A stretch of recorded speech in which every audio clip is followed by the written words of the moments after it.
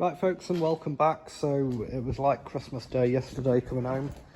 I didn't think I'd actually ordered anything off eBay, but a lot of stuff that I'd ordered like a week before that hadn't turned up. So bought 4 coil springs for the Land Rover. I didn't need the back ones, but they can be labelled and they can go up on the racking for a future project, because we're looking at doing a lightweight Land Rover next, probably on a coil sprung chassis. That's another project. Cheapo torque wrenches come, like I say, springs, more shock absorbers for the front. I'm waiting on some more of this MIO paint coming. It's supposed to have come this week, and it's not arrived. A bit disappointed because I use the same firm, Rawlins paints. I've also emailed them and stuff, and they're not responding to me, which I'm getting a bit concerned about, because it was £101 that paint. And I need it to paint these axles. So radius arms and everything are all, they're ready for the top coat again. We're waiting for that paint to come. Got poly bush kit for the front. I was just going to put normal bushes, but the poly bushes ended up cheaper and they're easier to install and stuff.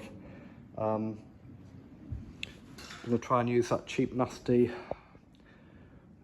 hydraulic press that I did a review on. I'm going to have to modify that a wee bit because it keeps falling to bits.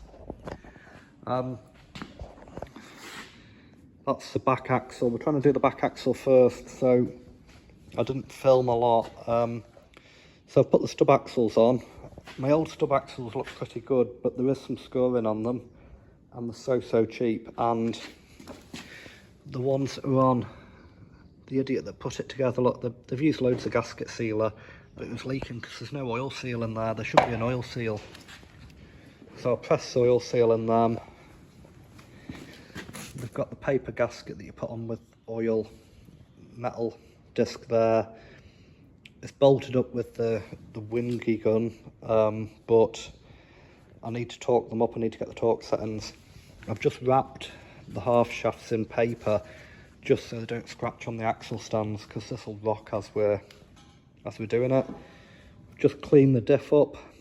I have ordered some gasket maker for that. We've got the paper gaskets down there, but everywhere I see people say use gasket maker, so I've ordered some special, I think it's a blue gasket maker.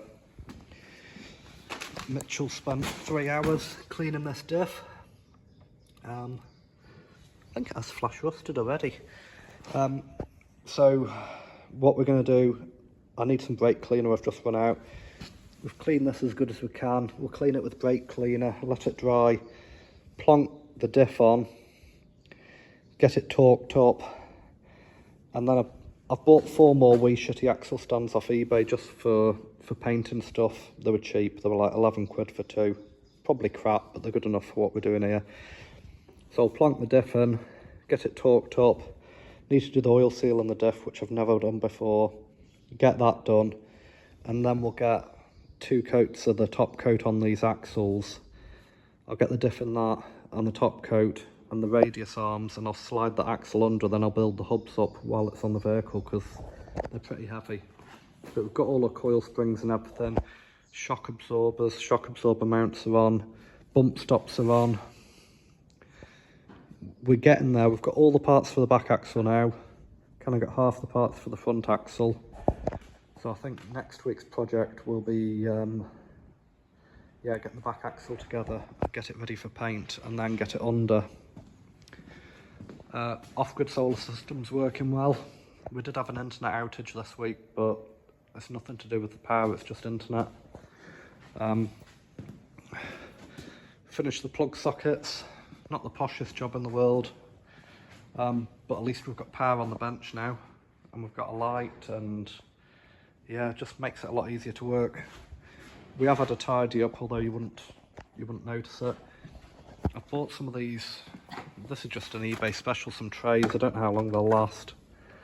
If they don't last, I'll make my own. Probably go to IKEA and buy some tubs and screw them to the wall, but bought them just for putting nuts and bolts and split pins and stuff in, because we've got stuff everywhere. Like those were all Land Rover bits and all that racking. But I just need to I'm going to take the bulkhead back off. I'm going to cut that transmission tunnel off because that's for TD5. Tidy that up. I'm going to try and hang that on a ratchet strap ready to spray, and we'll get that bulkhead sprayed. Get the axles under, clean the gearbox up and do the seals and get that in. Crankshaft oil seal on the engine, get the engine in. And then we're going to line that tub up. But we are getting somewhere.